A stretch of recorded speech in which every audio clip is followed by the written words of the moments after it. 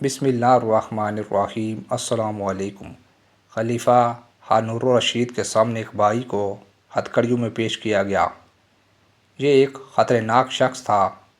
ہارون اس کے قتل کا فیصلہ کر چکا تھا۔ قتل کا حکم دینے سے پہلے ہارون الرشید نے غضبناک آواز میں باغی سے پوچھا، اب تیرے ساتھ کیا سلوک کیا جائے؟ اس نے بے خوف ہو کر کہا، وہی سلوک کرے جو کل اللہ آپ کے ساتھ کرے گا۔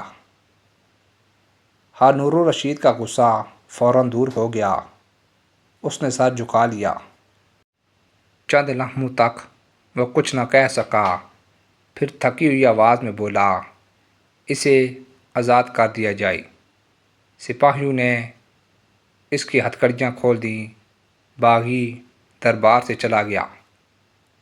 درباریوں میں سے کسی نے ہارون الرشید سے پوچھا، اے امیر المومنین، یہ آپ نے کیا کیا؟ باغی کا ایک جملہ سن کر اسے آزاد کر دیا۔ آپ نے یہ بھی نہ سوچا کہ اس کی گرفتاری کے سلسلے میں آپ کے سپاہیوں کو کتنی زحمت ہوئی تھی۔ پھر یہ کہ اس کی رہائی سے شرپسندوں کو اور شے مل سکتی ہے۔ یہ سن کر ہارون الرشید نے بے ساختہ حکم دیا، باغی کو پھر گرفتار کر لیا جائے۔ باغی کو دوبارہ ہتھکڑیوں میں اس کے سامنے پیش کیا گیا۔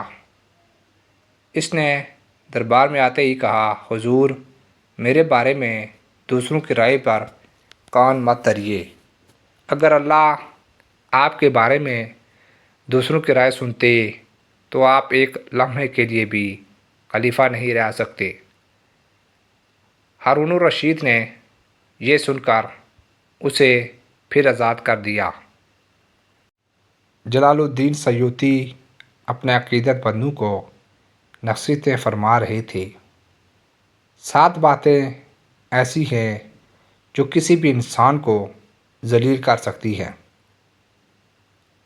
دعوت میں بن بلائے پہنچ جانا، مجلس میں اپنے مرتبے اور حیثیت سے بالا تر جگہ پر بیٹھنا، مہمان بن کر میزبان پر حکم چلانا، دوسروں کی باتوں میں دخل دینا،